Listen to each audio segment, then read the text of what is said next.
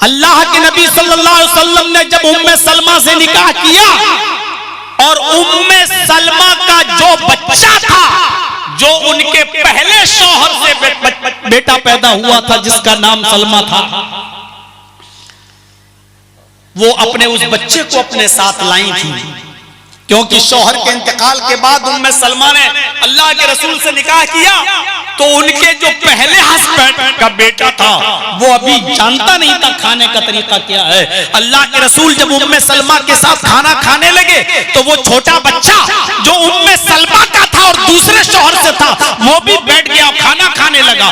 तो उस बच्चे ने प्याले के बीचों बीच में हाथ डालकर खाना उठाना शुरू कर दिया और खाने लगा।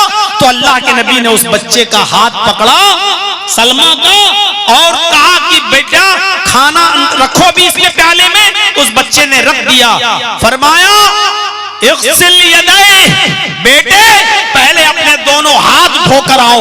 नबी अकरम तरीका सिखला रहे हैं खाना खाने से पहले। इग़सिल यदैह, जाओ पहले अपने दोनों हाथ धोकर आओ।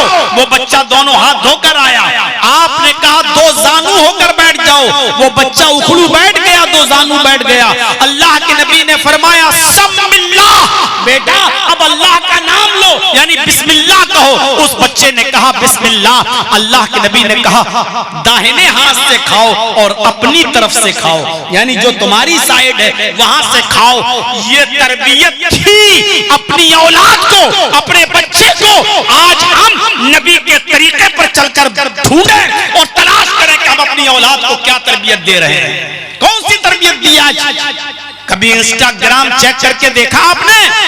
हमारी बेटियां टिकटॉक पर डांस करती हुई नजर आती हैं, इंस्टाग्राम पर अपने दुपट्टे ओढ़नियों को उतारकर आज नाचती हुई नजर आती हैं। और बाप अपनी बेटी को इंस्टाग्राम पर नाचता हुआ देखकर खुश होता है कि मेरी बेटी अच्छा पैसा कमा रही है यूट्यूब से, खुश होता है आज का बाप। कौन सा तरीका आज हमने अपनाया है, जबकि रसूलुल्लाह सल्लल्लाहु अलैहि वसल्लम की जिंदगी की हर चीज हमारे लिए नमूना है।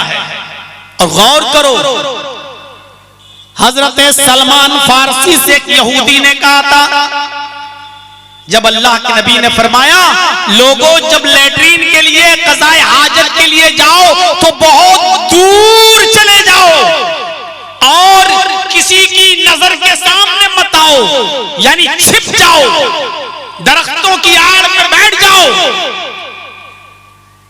अल्लाहुम्मा इन्नी अऊज़ु बिका मिनल खुबुसी वल खबाइस, ये दुआ पढ़ो और बाएं पैर पर जोर देकर बैठो। ये हाथ अपनी थोड़ी के नीचे रख लो और बाएं पैर पर जोर देकर बैठो। फरमाया कि फिर कम से कम अगर पानी न मिले तो इस्तिंजा करने के लिए 3 ताक ढेलों का इस्तेमाल करो, कम से कम 3 ढेले इस्तिंजा करें। पेशाब तब भी बहुत से लोग एक ढेला लेकर जाते हैं, इस्तिंजा कर लेते हैं तो उससे पाक नहीं। इस्तिंजा भी पेशाब से भी अगर आपको पाक होना है और आपको पानी नहीं मिलता है तो आपको 3 पत्थर चाहिए, 3 ढेले चाहिए। उसके लिए भी कम से कम 3 से ज्यादा हो 5-7 चलेगा, लेकिन 3 से कम में नहीं।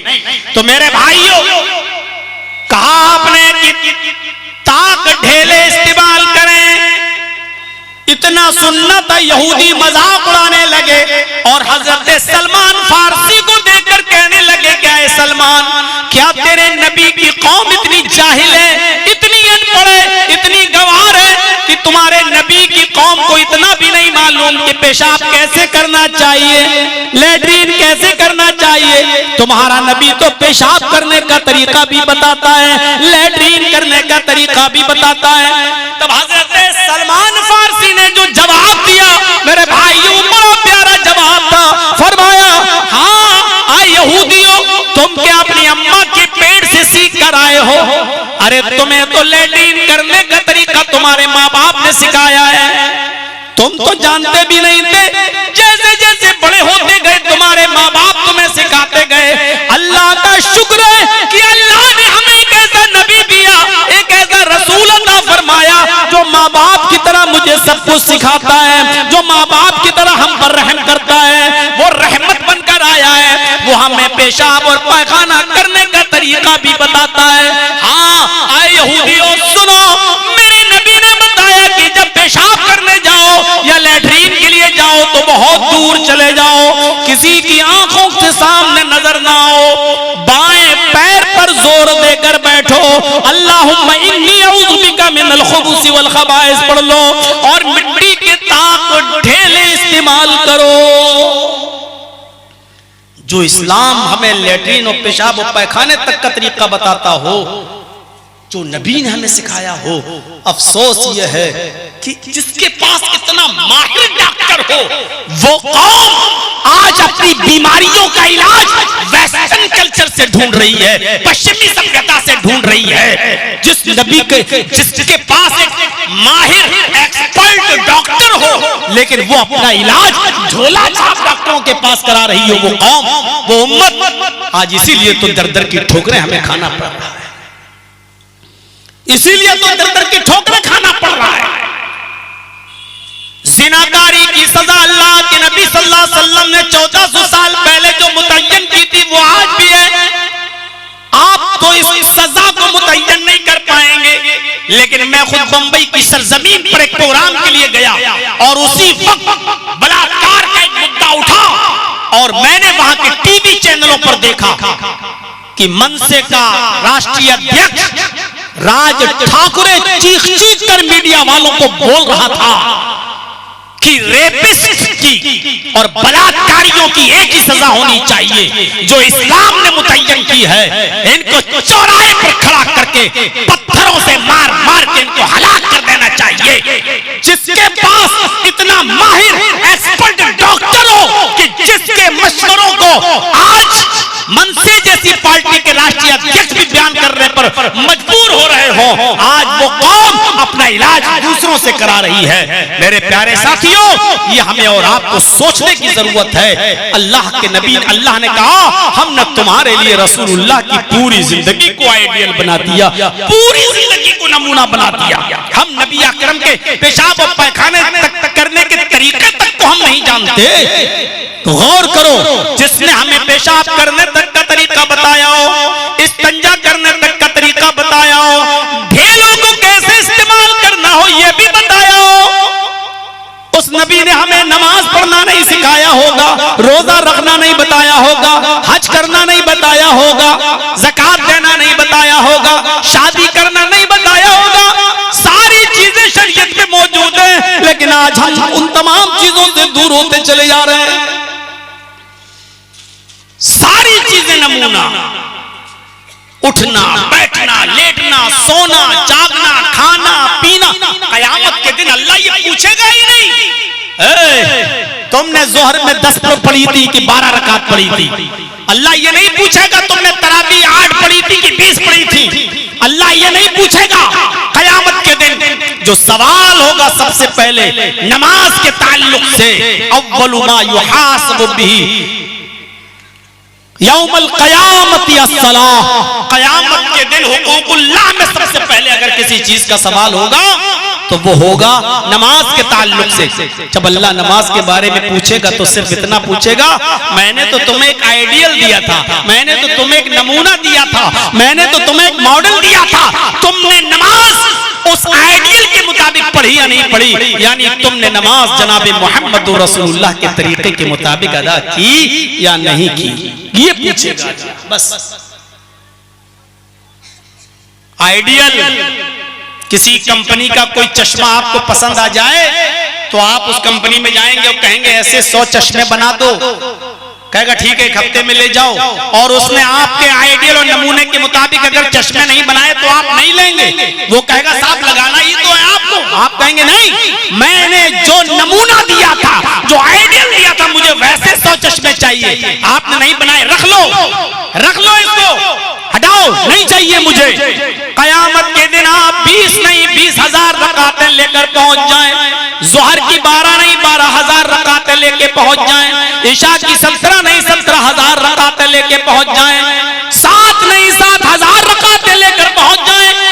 अल्लाह कहेगा ये नमाज़ें अगर मेरे नबी के आइडियल के मुताबिक मेरे नबी के नमूने के मुताबिक है तो एक्सेप्ट है, और अगर नबी की मर्जी के मुताबिक नहीं, नबी के नमूने के मुताबिक नहीं तो रिजेक्ट। शादी और ब्याह देख लो,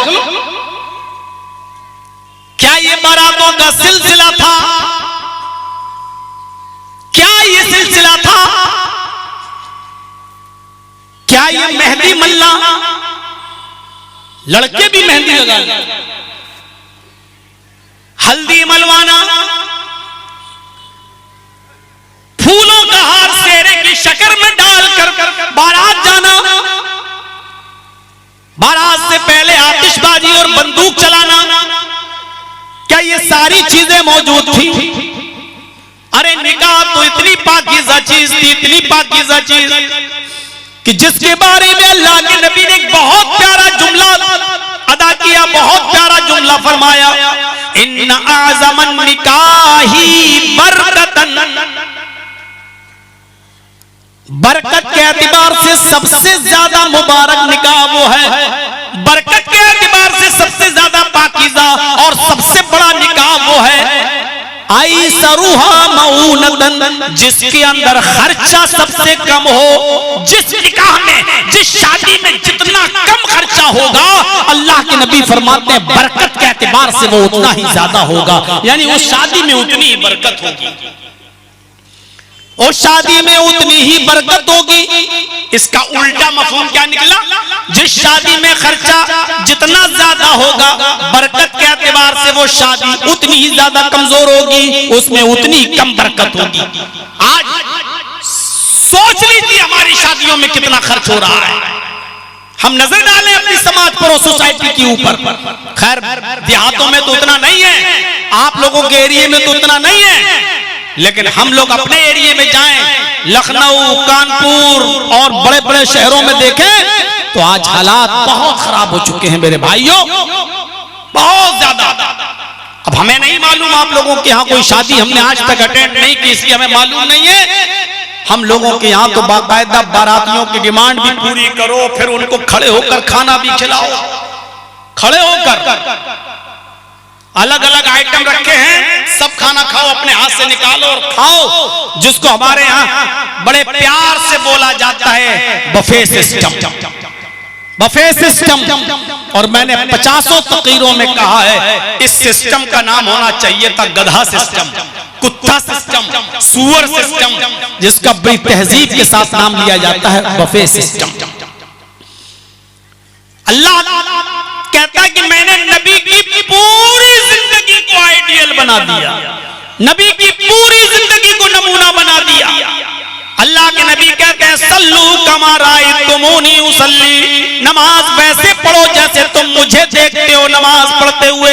नमाज भी हमें वैसे पढ़ना है जैसे नबी अकरम सल्लल्लाहु अलैहि वसल्लम पढ़ा करते थे, रोजा भी वैसे रखना है जैसे नबी अकरम सल्लल्लाहु अलैहि वसल्लम ने हमें बताया, हज वैसे ही करना है जैसे जनाब मोहम्मद रसूलुल्लाह सल्लल्लाहु अलैहि वसल्लम ने हमें बताया।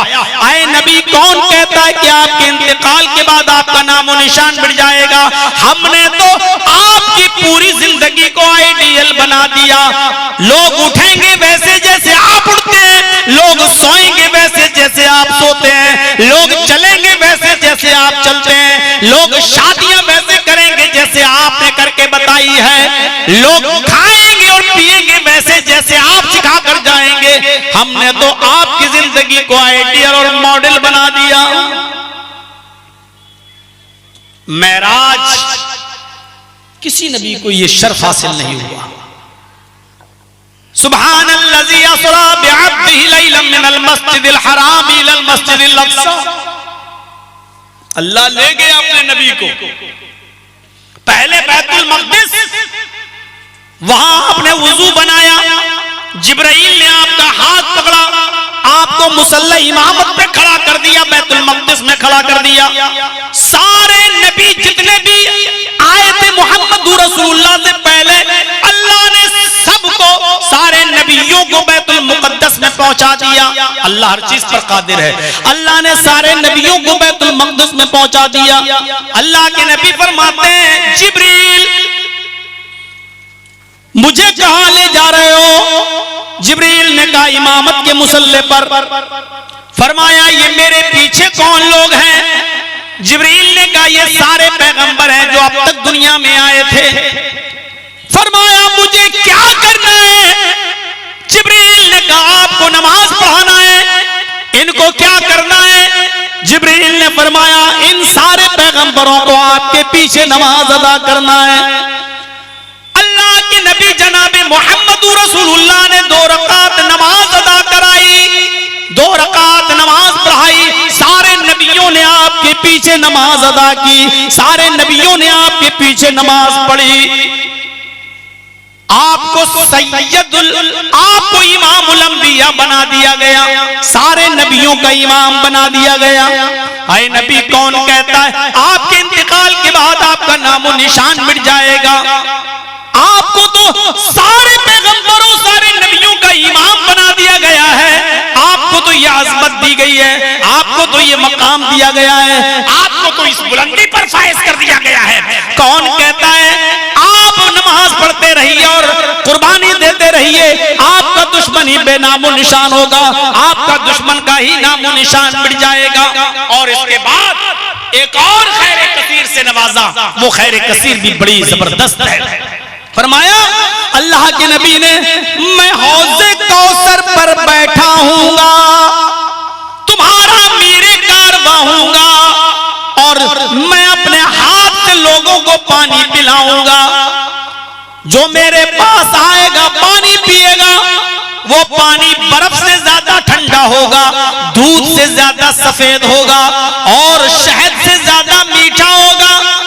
अल्लाह के नबी फरमाते हैं कि वो पानी बर्फ से ज्यादा ठंडा, दूध से ज्यादा सफेद और बर्फ से ज्यादा ठंडा, दूध से ज्यादा सफेद, शहद से ज्यादा मीठा होगा।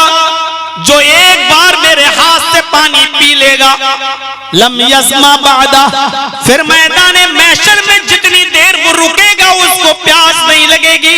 हदीस की किताबें बताती हैं कि मैदान महशर में 50,000 साल का एक दिन होगा, 50,000 साल का एक दिन होगा। फिर उसको जितनी देर वो मैदान महशर में होगा उसको प्यास नहीं लगेगी। अल्लाह के नबी फरमाते हैं अल्लाह ताला मुझे हौज़े कौसर पर बिठाएगा, मैं मीरे कारवां हूँगा, पानी पिलाऊंगा।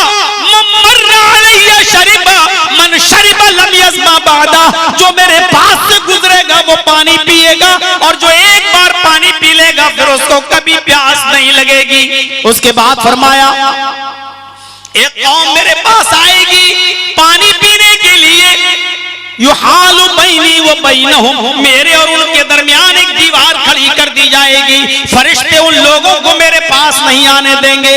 मैं फरिश्तों से कहूंगा इनको आने दो, यारिफूनी वारफुहुम, मैं इनको जानता हूँ, ये मुझे जानते हैं, ये मेरे उम्मती हैं, ये पानी पीना चाहते हैं, इनको आने दो। अल्लाह के नबी कहते हैं फरिश्ते कहेंगे नहीं आप इनको नहीं जानते।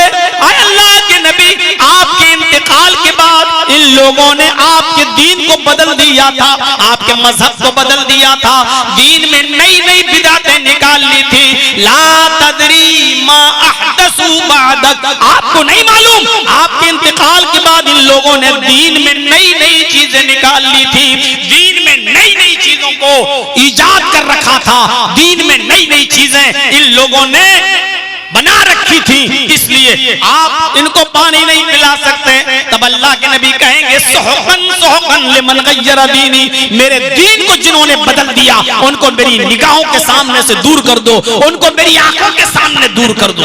मेरे प्यारे साथियों, ये हौज़े कौसर की बरकत भी नबी अकरम सल्लल्लाहु अलैहि वसल्लम को मिली। ऐ नबी कौन कहता है कि आपके इंतकाल के बाद आपका नाम और निशान मिट जाएगा? इतना बड़ा मकाम अल्लाह ताला ने नबी अकरम को नवाजा कि अल्लाह के नबी सल्लल्लाहु अलैहि वसल्लम फरमाते हैं, इब्ने माजा के अल्फाज हैं, अल्लाह के नबी सल्लल्लाहु अलैहि वसल्लम फरमाते हैं, अबू ज़र गफ़ारी ने पूछा, अबू ज़र गफ़ारी ने पूछा, आए अल्लाह के नबी आपको ये कैसे यकीन हुआ कि आप अल्लाह के नबी हैं, आपको अल्लाह ने रसूल बनाकर भेजा?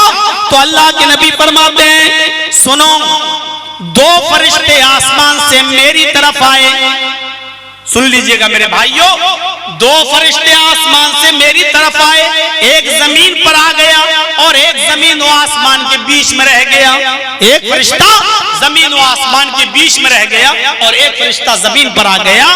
जमीन वाले फरिश्ते ने पूछा आसमान वाले फरिश्ते से, अल्लाह के रसूल के पास पहुंचकर ख्वाब में, हुआ क्या ये वही है जिनके पास हमें भेजा गया? तो आसमान वाले फरिश्ते ने कहा यही है अल्लाह के रसूल, यही है मोहम्मदुर रसूलुल्लाह। तो आसमान वाले फरिश्ते ने कहा जमीन वाले फरिश्ते से, ज़िनहु बिर्रजुलिन मिन उम्मतिही, इसको तराजू पर तौल दो, एक आदमी को इनके साथ रखो, तराजू उठाओ, देखो कौन भारी है, किसका वजन सबसे ज्यादा है। अल्लाह के नबी फरमाते हैं फवज़िनतु बिही, मुझे एक आदमी के साथ रखा गया, यानी तराजू लाई गई, मुझे तराजू के एक तरफ बिठाया गया और दूसरी तरफ मेरी उम्मत के एक आदमी को बिठाया गया, एक शख्स को बिठाया गया, तराजू उठाई गई, फरजहतुहु, मैं उस एक आदमी से भारी था। आसमान वाले फरिश्ते ने कहा ज़िनहु बिअशर, 10 के साथ तोलो, यानी मोहम्मद को अकेले एक तरफ और 10 आदमी को दूसरी तरफ। फरमाते हैं अल्लाह के नबी, एक आदमी यानी मैं अकेला एक तरफ और 10 आदमी को एक तरफ रखा गया और फिर तराजू उठाई गई तो मैं 10 लोगों से ज्यादा भारी हुआ। आसमान वाले फरिश्ते ने कहा ज़िनहु बिमिया, 100 आदमियों के साथ तोलो, मोहम्मद को अकेले एक तरफ और 100 आदमियों को दूसरी तरफ रखकर तोलो। अल्लाह के नबी फरमाते हैं फवज़िनतु बिहिम फरजअतुहुम, 100 आदमी एक तरफ रखे गए और मैं अकेला एक तरफ, तराजू उठाई गई, मैं 100 से भारी था, यानी 100 लोगों का पल्ला उठ गया और मेरा अकेला पल्ला झुक गया। आसमान के फरिश्ते ने कहा ज़िनहु बिअल्फ, 1000 के साथ इसको तोलो, 1000 एक तरफ, इनको अकेला एक तरफ, 1000 लोगों को एक तरफ रखा गया और मुझे अकेले एक तरफ रखा गया। और जब तराजू उठाई गई तो मैं 1000 लोगों से ज्यादा भारी था। कान्नी अंजुरु इलैहिम यंतशिरूना अलैया मिन खिफ़्फ़तिल मीज़ान, जैसे कोई हल्की चीज तराजू पर हो और भारी चीज रख दो तो हल्की चीज उछल जाती है, गिर जाती है, ऐसे ही वो सब छटक गए। मैं जैसे तराजू पर बैठा 1000 का पल्ला उठ गया। यंतशिरूना अलैया मिन खिफ़्फ़तिल मीज़ान, तराजू के हल्के हो जाने की वजह से वो लोग इधर उधर मुंतशिर हो गए, इधर उधर बिखर गए। तब आसमान वाला फरिश्ता बोला छोड़ दो, अब किसी के साथ मत तोलो। अगर सारी दुनिया के लोगों को और पूरी उम्मत को अगर तराजू के पल्ले पे रख दोगे और मोहम्मदुर रसूलुल्लाह को अकेले एक तरफ रख दोगे और तराजू उठाओगे तो मोहम्मदुर रसूलुल्लाह का वजन पूरी उम्मत में सबसे ज्यादा होगा, नबी का वजन सबसे ज्यादा। ये हदीस हमें बताती है कि जिस तरीके से नबी का वजन सबसे ज्यादा, ऐसे ही नबी अकरम की नमाजों का सवाब सबसे ज्यादा, नबी अकरम की इबादत का सवाब सबसे ज्यादा। इसी तरीके से नबी अकरम की जबान से निकले हुए अल्फाज का वजन सबसे ज्यादा। नबी की जबान से निकला हुआ एक लफ्ज तराजू के एक पल्ले पे रख दो, पूरी दुनिया के सारे पीरों, वलियों, मौलवियों, इमामों, मुहद्दिसों और सारे उलमा की जबान से निकले हुए जुमलों को तराजू के दूसरे पल्ले पे रख दो और तराजू उठाई जाए तो अल्लाह के नबी सल्लल्लाहु अलैहि वसल्लम की जबान से निकले हुए एक लफ्ज का पल्ला झुक जाएगा और हम जैसे मुल्ला, मौलवी, पीरों, वलियों, मुहद्दिसों, इमामों सबके जबान से निकले हुए जुमलों का पल्ला उठ जाएगा। क्योंकि मा यंतिकु अनिल हवा, रसूल अपनी मर्जी से नहीं बोलते जब तक कि अल्लाह न कहें। मेरे भाइयों, जब तक कि अल्लाह का हुक्म ना हो जाए, इसलिए जर्जीस अपनी मर्जी से बोल सकता है लेकिन मोहम्मदुर रसूलुल्लाह अपनी मर्जी से नहीं बोलते जब तक कि अल्लाह का हुक्म ना हो जाए। ये मकाम, ये मर्तबा, ये फजीलत, ये दर्जा, ये रफ़ात, ये बुलंदी मिली है अल्लाह तबारक व तआला ने दी है सिर्फ जनाब मोहम्मद रसूलुल्लाह सल्लल्लाहु अलैहि वसल्लम को।